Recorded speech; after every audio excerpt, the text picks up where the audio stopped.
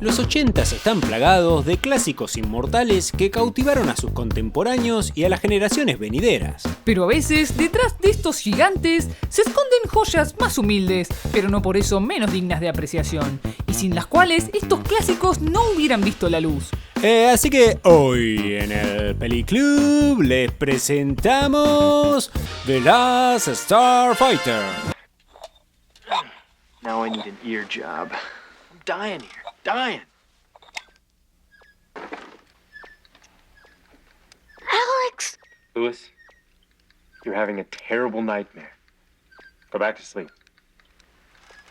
Hola gente, ¿cómo están? Con ustedes el Peliclub nuevamente para traerles un poco más de ciencia ficción subapreciada.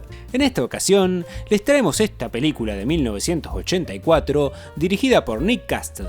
Sí, ese Nick Castle que cuando no anda con una máscara matando adolescentes se dedica a dirigir películas. Y como no podía ser de otro modo, se trata de otro fracaso de taquilla, aunque no exactamente. A esta película sí le fue bien en su estreno, pero llegados los 90s se volvió prácticamente inconseguible en videoclubes, debido a problemas de derecho de distribución tras el cierre de su productora Lorimar. Tengo que hacer este chiste. Me recuerda a Lorimar.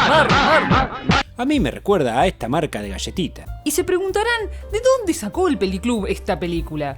Bueno, la descubrimos al hacer la investigación para nuestra última reseña de Night of the Comet, donde tenemos de protagonista a Catherine Mary Stewart, quien es la dama coprotagonista en The Last Starfighter. Sin embargo, lo que más nos llamó la atención fueron algunos elementos de esta película que no nos dejaron volver a ver a Volver al Futuro de la misma manera. ¿Lo dije bien? Sobre lo cual ampliaremos, pero tampoco podemos ignorar que The Last Starfighter parece un choreo a mano armada de Star Wars. Es como una habilidad que tiene el Peliclub de olfatear plagios potenciales y concretos. En el elenco, además de tener a Catherine Mary Stewart, tenemos a Lance Guest, fichado por el director Nick Castle por su participación en Halloween 2, y a un veterano y carismático Robert Preston. Pero quizá la pieza fundamental, el nervio popular, la clave de todo lo que brilla en esta película es la participación en los efectos especiales del grosso de Ron Cobb, el monstruo detrás del arte y efectos de Aliens, Conan el Bárbaro y de Abyss,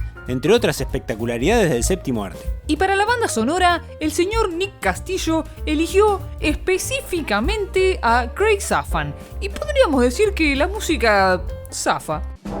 Alex Rogan es un adolescente que vive en una vida sin perspectivas en un humilde parque de casas rodante. Su única vía de escape es un videojuego de arcade llamado Starfighter. Una noche, tras lograr el puntaje más alto, recibe la visita de un misterioso visitante llamado Centauri, que lo recluta como guerrero estelar para defender a la galaxia del malvado Zor y su armada Kodan. Mientras un androide toma su lugar en la Tierra, Alex deberá enfrentar el desafío de convertirse en héroe como única esperanza del universo pacífico antes de que sea demasiado tarde.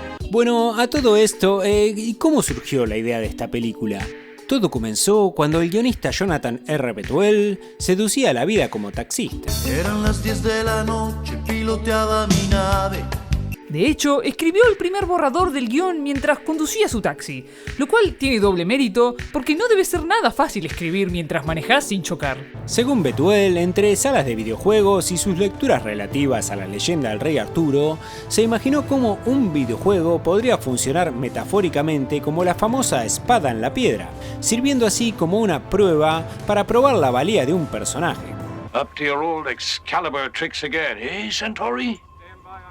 Ahora, si se preguntan qué tiene que ver la espada en la piedra con Volver al Futuro, la respuesta es nada, pero no sabíamos cómo enganchar esta parte. Es hora de notar los parecidos que gritan Volver al Futuro, película que salió un año después que la que hoy nos compete. En principio, el personaje de Centauri recuerda mucho al Doc por su excentricidad y la manera en que se relaciona con el protagonista. Como si esto fuera poco, al igual que Marty, Alex tiene una novia genérica de los 80s con un look muy parecido y que le banca a todas aunque él sea un fracasado. Todo esto podrían ser simples clichés universales, pero lo que sigue no tiene perdón, y es la presencia del Star Car que maneja Centauri, el cual está basado nada más y nada menos que en un DeLorean. Solo que acá no viaja en el tiempo, sino que viaja al espacio. Pero no es para que nos enojemos con Volver al Futuro, ya que todo esto tiene una simple explicación, y es que los diseños conceptuales de ambas películas estuvieron a cargo del mismo tipo, a.k.a. Ron Cobb. De hecho, el mismísimo Star Car se puede ver de fondo en una escena de Volver al Futuro, lo que indicaría que en realidad con todas estas similitudes no estamos ante un caso de plagio, sino de un homeoplagio, o mejor, un préstamo de ideas entre amigos. En cuanto a la elección de Robert Preston para el personaje de Centauri, Nick Castle calificó a dicha elección como una de las mejores de los 80s. Nick imaginó a Centauri como el arquetipo de estafador que el mismo Preston había representado en el film musical Vivir de Ilusión del año 1962. Y sin ser The Last Starfighter un musical, era la idea tener a un actor más teatral en ese rol. Ahora, el papel que nos queda un poco flojo fue el interpretado por Catherine Mary Stewart. Su personaje como novia de Alex pedía más protagonismo y al final parece la esposa de Messi. ¿Alguien sabe cómo se llama la esposa de Messi? El perfil de la actriz hubiera dado como para que su personaje haga más escenas de acción y esté más a nivel de coprotagónico y no solo como la chica del protagonista. Solo hace falta mirar el tamaño de su mandíbula para notar que estamos ante una pedazo de Chad. ¡Lucha cocodrilos! Pero bueno, 40 días y 40 noches llevó el rodaje de esta película y al mirar el resultado de lo que había hecho, Nick Castle se lamentó porque se había esforzado mucho para que su película no se parezca a algo hecho por Spielberg y George Lucas y... Acá conviene citar este dicho de Hitchcock de que es mejor partir de un cliché que llegar a uno, porque a fin de cuentas la película parece muy Spielberg y muy Lucas. Para que se hagan una idea de hasta qué punto a Nick le pesaba hacer una mini versión de Spielberg y Lucas, inicialmente Alex Rogan iba a ser de las afueras, pero había un problema.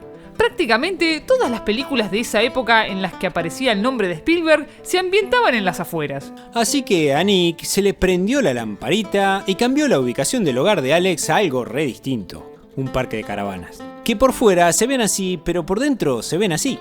Ahora, sin duda, algo que sorprende gratamente al ver una película de bajo perfil como esta es la calidad de los efectos especiales, que podemos catalogar de revolucionarios. El uso de CGI para crear las vistas del espacio o los gráficos del arcade que juega Alex debieron verse como algo realmente futurista al momento de su estreno. El único antecedente que nos viene a la mente en este tipo de tecnologías es Tron, estrenada en 1982, aunque nada que ver. De hecho, el otro antecedente significativo a The Last Starfighter integra las páginas de la historia de lo oculto y misterioso, ya que esta película guarda en su trama similitudes con la leyenda urbana del juego de arcade Polybius. Este videogame, al igual que el Starfighter que Alex juega en la película, no era un simple juego, sino una prueba creada por el gobierno, tipo MK Ultra, para estudiar los efectos en sus jugadores, que según se cuenta experimentaban epilepsia, pesadillas y otros síntomas poco agradables.